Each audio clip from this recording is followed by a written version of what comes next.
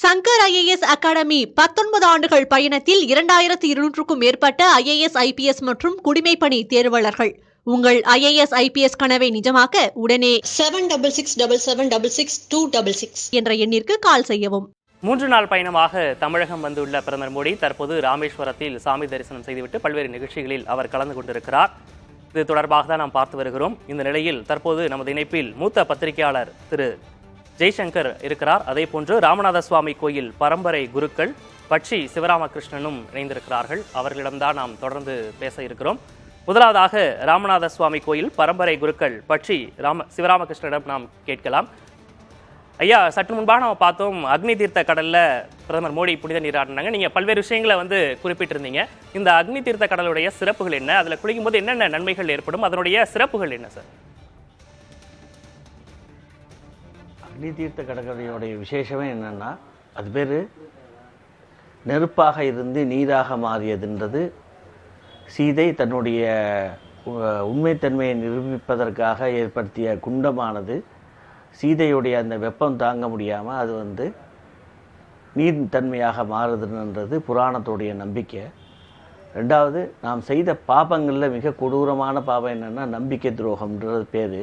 அந்த நம்பிக்கை துரோகத்தை, அந்த தோஷத்தை நிவர்த்தி செய்யக்கூடிய இடமாகவும், திருஜன்மம் சொல்லக்கூடிய 3 ஜென்மாலையும் நாம் தெரிந்து செய்த பாபங்களை எல்லாம் நிவர்த்தி செய்யக்கூடிய புண்ணியமிக்க தீர்த்தமாக அது விளங்குது. அதுக்கு பேர் மகோததின்னு சொல்லுவாங்க. அந்த தீர்த்தத்துக்கு பேர் மகோததி தீர்த்தம்னு பேர். தமிழில் சொல்கிறதா இருந்தால் வங்காள விரிகுடா. அந்த தீர்த்தமானது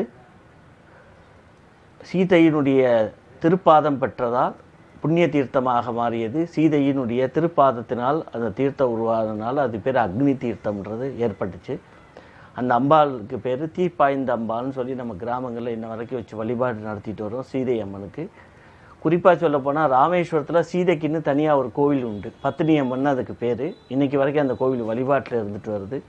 அப்படிப்பட்ட புனிதமிக்க தீர்த்த அக்னி தீர்த்த கடலில் முதல்ல நீராடிட்டு கோயிலுக்குள்ளே இருக்கக்கூடிய 22 தீர்த்தங்களை நீராடி, அந்த நீராடிய துணிகளெல்லாம் மாற்றிட்டு உலர்ந்த வஸ்திரத்தை கட்டி கொண்டு மோடி பாரத பிரதமர் ஐயா அவங்க கோயிலில் போய் சுவாமி தரிசனம் பண்ணாங்க.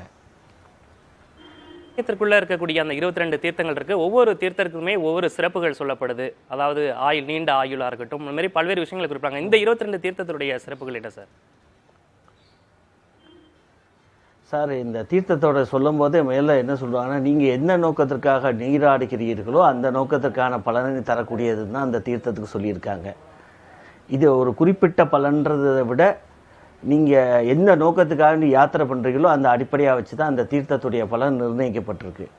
அது என்ன சொல்லுவாங்கன்னா, காமியார்த்த பலையன அப்படின்ற ஒரு வார்த்தை இங்கே பயன்படுத்தப்படுது. அதாவது தீர்த்தம் ஆடுறதுக்கு பல நோக்கத்தோடு ராமேஸ்வரத்துக்கு வருவாங்க. குழந்தை இல்லாதவங்க தீர்த்தமாட வருவாங்க.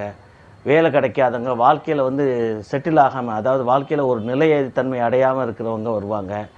அதே மாதிரி நோய்களோடு இருக்கக்கூடியவங்க வருவாங்க. அதே மாதிரி தன்னுடைய செய்த பாவங்கள் நிவர்த்திக்காண்டி வருவாங்க. முன்னோர்கள் செய்த பாவ நிவர்த்திக்காண்டி வருவாங்க.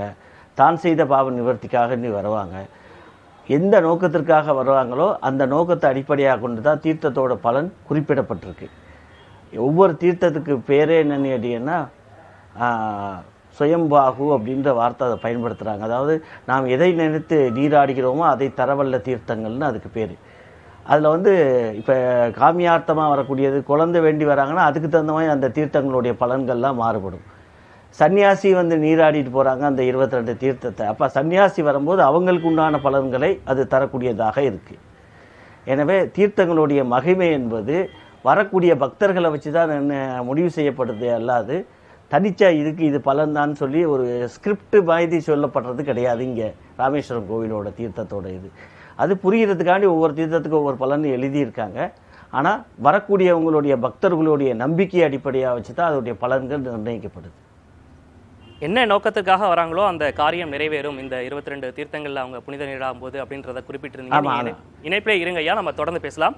அடுத்ததாக மூத்த பத்திரிகையாளர் ஜெய்சங்கரிடம் நாம் பேசலாம். சார் வணக்கம். நீங்கள் நேரலையில் தொடர்ச்சியாக பல்வேறு விஷயங்களை வந்து குறிப்பிட்டிருந்தீங்க. ஆன்மீகம், அரசியலை கடந்து பல்வேறு நோக்கங்கள் இந்த பயணத்தில் இருக்குது அப்படின்னு சொல்லி குறிப்பிட்டிருந்தீங்க. இப்போது அடுத்த கட்டமாக இப்போது மோடி இங்கே தமிழகம் வரும்போதெல்லாம் தமிழ் மொழியை பற்றியா இருக்கட்டும், இங்கே உள்ள மக்களை பற்றி தொடர்ச்சியாக பேசியிருக்கிறார். ஆனால் கூட்டணி குறித்தோ கூட்டணி கட்சி குறித்தோ எந்த ஒரு நிலைப்பாடும் இதுவரை தெரிவிக்கப்படாமலே இருக்குது. இது குறித்து உங்களுடைய பார்வை சார்?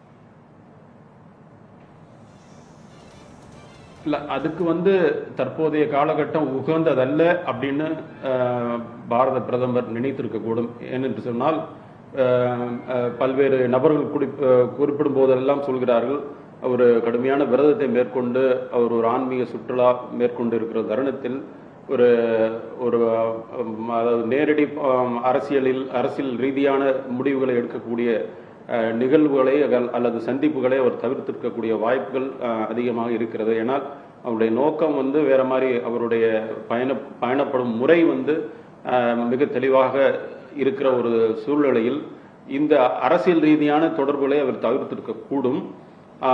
இருந்தாலும் கூட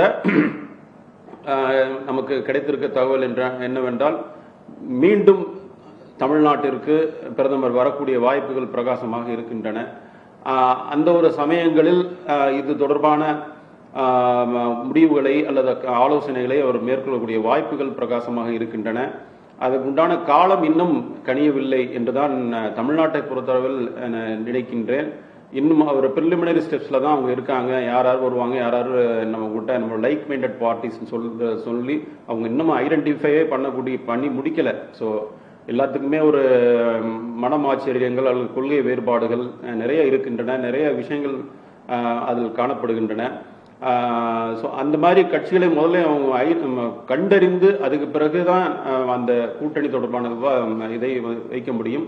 இன்னும் வெளிப்படையாக எந்த ஒரு கட்சியுமே நம் பாரதிய ஜனதா கட்சியோட நாங்கள் நேரடி தொடர்புள்ள இருக்கிறோம் அப்படின்னு சொல்லிட்டு அதாவது ஒரு பிரதான கட்சிகள் அல்லது ஒரு குறிப்பிடத்தக்க எண்ணிக்கையில் உள்ள கட்சிகள் இதுவரைக்கும் சொன்னதா எனக்கு தெரிஞ்ச வரைக்கும் இல்லை.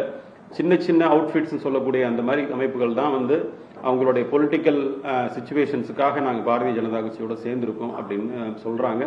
இருந்தாலும் அடுத்த முறை தமிழ்நாட்டுக்கு வரும்போது இது தொடர்பான விஷயங்களில் பிரதமரோ அல்லது அவருக்கு கீழ் பயணிக்கக்கூடிய முக்கிய நபர்களோ இதுக்குண்டான முடிவுகளை எடுக்கக்கூடிய வாய்ப்புகள் இருக்கிறதா நான் நினைக்கிறேன். சங்கர் IAS அகாடமி 19 ஆண்டுகள் பயணத்தில் 2200க்கும் மேற்பட்ட IAS IPS மற்றும் குடிமைப்பணி தேர்வாளர்கள். உங்கள் IAS IPS கனவை நிஜமாக்க உடனே 7667766266 என்ற எண்ணிற்கு கால் செய்யவும்.